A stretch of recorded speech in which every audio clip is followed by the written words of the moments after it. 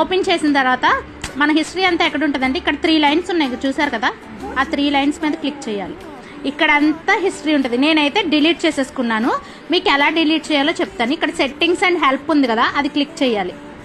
Click చేశాక activity అని ఉంది కదా, అక్కడ మన ఇవన్నీ సేవ్ అవుతాయి. ఇక్కడ యాక్టివిటీ చూసారా, ఇక్కడ ఆన్ అని ఉంటే ఆ యాక్టివిటీ అనేది మనకి సేవ్ అవుతుంది అనమాట. ఆఫ్లో ఉంటే ఇక్కడ యాక్టివిటీ అనేది సేవ్ అవ్వదు.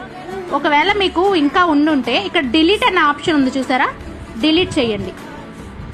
Last hour, last day, all time, custom range అలాగా మనం ఓకే చేసుకుని సెలెక్ట్ చేసుకుని డిలీటింగ్ చూసారా, డిలీట్ అయింది, 1 డే డిలీటెడ్ చూసారా. అలాగా మనం డిలీట్ చేసుకోవాలి. మన యాక్టివిటీని మనం డిలీట్ చేసుకుంటే కొంచెం సేఫ్ అవుతామని నేను అనుకుంటున్నాను.